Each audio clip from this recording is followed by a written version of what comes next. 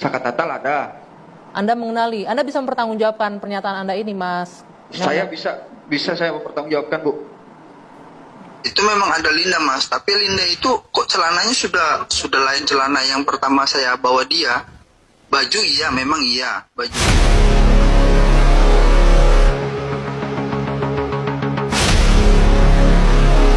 Kemunculan sosok saksi mata alias Mel-Mel tiba-tiba membuat semua pelaku ketakutan oleh kesaksiannya yang begitu mengejutkan publik. Sebut pihak Polda Jabar seret paksa saudara Saka Tatal dan saudari Linda atas keterlibatan pembunuhan Vina dan Eki Cirebon. Mengapa tidak? Mel-Mel mengaku menyaksikan langsung kronologi pembunuhan temannya, saudari Vina dan Eki di lokasi kejadian. Awalnya sosok Mel-Mel ini hanya muncul sebagai seorang misterius di balik suaranya yang membuatnya penasaran. Pengakuan tersebut disampaikan Mel-Mel melalui pesan suara yang diterima dan dibahas dalam podcast Jejak Backpacker sebelumnya. Lantas, siapakah sosok Mel-Mel sebenarnya yang kini jadi saksi mata dalam tragedi pembunuhan Vina dan Eki pada 8 tahun silam? Menjadi saksi mata setelah sekian lama tidak tersingkap, Mel-Mel akhirnya memberanikan diri tampil di muka publik dengan membawa rahasia besar di balik kasus tewasnya Vina Cirebon. Faktanya, Mel-Mel berada di lokasi kejadian saat Vina dan Eki disiksa oleh segerombolan geng motor. Mel-Mel sengaja selama 8 tahun dirinya tidak berani memberikan kesaksian soal kasus yang menimpa kedua temannya itu.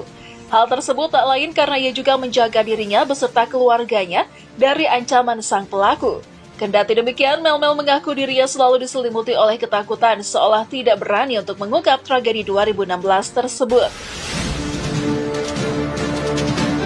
Finalnya pesan suara yang sebelumnya ramai dibahas di podcast Jejak Backpacker, Mel-Mel pun langsung dimintai keterangan melalui daring TV One. Bahkan Mel-Mel dengan detail menguraikan kronologi pembunuhan Vina dan Eki, karena pada saat itu dirinya berada di lokasi kejadian. Pada malam kejadian, Mel-Mel rupanya bersama Linda, sementara Vina bersama Eki. Namun sebelum kejadian berlangsung, mereka semuanya akhirnya berpisah satu sama lain. Saat kejadian itu, semua gerombolan geng motor pun datang. Tanpa diketahui, Mel-Mel kemudian menyusuri lokasi hingga SMP Negeri 11 dan melihat Eki dan Vina dipukuli, disiksa hingga terjadi hal-hal yang tidak diinginkan terhadap saudari Vina. Setelah dieksekusi, mereka lantas membawa Vina dan Eki dan dibuangnya di bawah jembatan.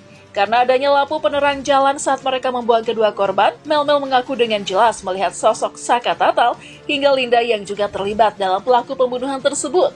Bahkan dialah sebagai orang terakhir yang menutupi tubuh bagian bawah Vina dan Eki. TKP pembunuhan penganiayaan apa yang Anda lihat dan di mana persisnya lokasi itu? Lokasi itu di Gang Bakti 1, Bu. Pas depannya SMP itu kan ada gang masuk ke dalam tuh. Yang Di Anda lihat saat belakangnya- itu apa? Yang awalnya saya lihat tuh kan saya pertama itu ngajakin yang punya warung tuh, yang mas-mas di situ, ayo mas temenin saya masuk ke dalam, tapi dia nggak berani. Kemudian? Ya karena dia nggak berani, ya udah saya nggak berpikir yang panjang-panjang, ya saya langsung masuk aja ke dalam. Ibaratnya saya ngendap-ngendap ke dalam. Nah di situ sudah ramai, Bu, di belakang gudang itu sudah ramai. Ada berapa orang yang Anda Sudah lihat? ada pemukulan. Kalau berapa orang itu ada sekitar 10 lebih lah, Bu. Lebih daripada 10 yang pastinya. Saya nggak ngitung kan pada saat itu. Yang saya lihat kan si Eki ini dipukul. Yang pertama dipukul kan Eki, Bu. Disiksanya itu Eki. Nah, tempat saya mau maju, tapi saya ini takut juga, Bu. Saya mau maju nih karena posisi saya sendirian. Anda kenapa Nggak tidak gitu, melaporkan saya ke orang di sekitar? Nggak ada. Pada saat itu sepi memang, Bu. Oke. Nggak ada sama sekali orang. Kemudian yang terjadi setelah Eki dipukul, apa yang terjadi dengan Vina? Setelah Eki dipukul, Eki saya lihat juga sudah nggak bergerak kayaknya dia itu. Baru udah lama si Vina ini yang disiksa. Itu berlangsung Vina berapa disiksa. lama? Ada kalau sejaman, Bu. Kurang lebih sejaman. Oke. Anda ingat jam berapa? Saya sudah nggak ingat jam, sudah nggak. Oke. Pokoknya pikiran saya sudah nggak karuan sudah pada malam itu. Nggak ada yang berpikir harus begini begitu, nggak ada sudah, Bu. Anda melihat itu berapa lama dan kemudian dari TKP tempat kosong itu selanjutnya kemana?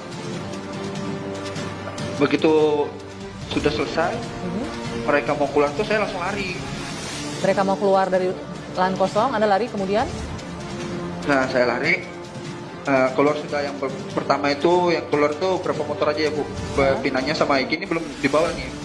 Mungkin yang ngecek atau apa saya nggak tahu, dia pergi keluar. Baru si Eki sama Pina ini dibawa juga. Bagaimana cara Saat membawanya? itu digonjeng 3 Bu. Jadi Pina ditaruh di tengah sambil ditutup mukanya itu sama jaket. Itu kondisinya udah nggak sadar? Bergerak atau tidak? Udah nggak ada pergerakan sudah. Oke. Kemudian? Nah, saya langsung ambil motor juga. Saya ngikutin dari depan, tapi jaraknya saya sama mereka itu agak lumayan jauh lah Bu. Yang pastinya saya melihatkan pertama itu dia tuh di bawah jembatan. Nah, sempat di bawah jembatan, habis bawah jembatan, entah kenapa langsung dibawa naik ke atas. Nah, di atas itu sudah baru terakhir dibuangnya si Eki sama Pina. Di atas itu berarti di jalan jembatan itu ya? Iya. Di situ ada lampu jalan. Bu. Di situ ada lampu jalan dan penerangan. Ada Bu. Artinya Anda bisa melihat wajah pelaku malam itu. Bisa Bu. Ada di antara wajah pelaku itu yang di penjara saat ini 8 orang, Ada Bu. termasuk Saka Tatal. Saka Tatal ada. Anda mengenali, Anda bisa mempertanggungjawabkan pernyataan Anda ini, Mas? Saya bisa saya mempertanggungjawabkan Bu. Saka Tatal, terus yang saya tahu itu Sucok. Entah siapa namanya, panggilannya di geng motor saya kan tidak tahu, karena saya kan pribadinya cuma kenal Eki aja. Sampai akhirnya apa yang terjadi ketika sudah ditaruh di jalan itu? Setelah ditaruh si Eki sama si Pina di jalan itu, mereka ini langsung pergi Bu, tapi nggak semuanya pergi. Kayak seperti udah kayak gimana sih ya, kayak sudah dibagi-bagi lah tugasnya mereka ini harus kemana-mana gitu kan. Nah, akhirnya mereka pergi sepi, saya datangin menghampiri pertama saya hampir itu si Eki. Saya pikir kan Eki ini ada pergerakan atau ibaratnya masih apakah Eki ini masih bernapas apa enggak. Mas Melmel, kameranya boleh dinaikkan kembali. Oke, Mas Melmel. Diketahui penyidik Polda Jawa Barat terus mengumpulkan keterangan saksi untuk mengungkap kasus pembunuhan Vina Cirebon. Salah satunya Linda atau Marlinda Putri. Linda merupakan sosok sahabat dari Vina Dewi Arsita atau Vina. Setelah lama menghilang, Linda akhirnya muncul di hadapan publik dan bersedia memberikan keterangan kepada penyidik Polda Jawa Barat. Linda yang disebut pernah kerasukan arwah Vina. Faktanya hal tersebut adalah rekayasa dibuat-buat. Diperiksa selama 5 jam, usai diperiksa di hadapan media, Linda justru mengaku tidak mengenal 8 terpidana pembunuhan Vina dan Eki atau Muhammad Rizky Rudiana.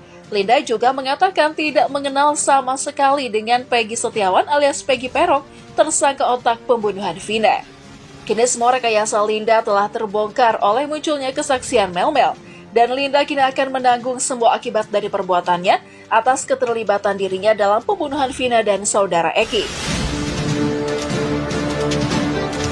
Selain sosok Linda, Saka Tatal juga tak lagi bisa mengelak atas perbuatannya terhadap Vina dan Eki.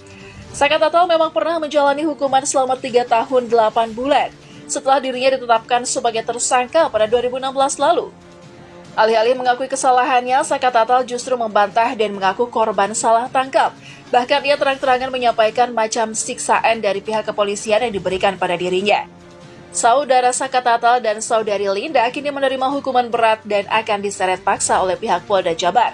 Tak sekedar sebagai tersangka atas keterlibatan pembunuhan Vina dan Eki, Saka Tatal dan Linda justru dikenakan pasal berlapis gegara mereka telah bermain di balik hukum. Hingga kematian kedua sosok tersebut akan mencekam di dalam penjara.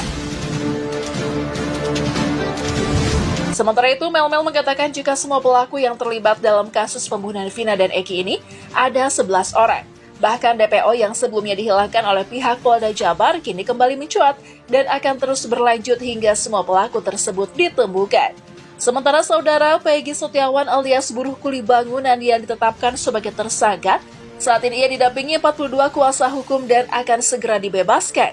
Kepedulian terhadap Peggy Setiawan tersangka baru dalam kasus pembunuhan Vina dan Eki terus meningkat. Sebanyak 42 pengacara menyatakan ikut membela Peggy dalam menghadapi proses hukum yang sedang berjalan. Mereka berasal dari lintas organisasi advokat dan siap membantu Peggy untuk meraih kebebasannya.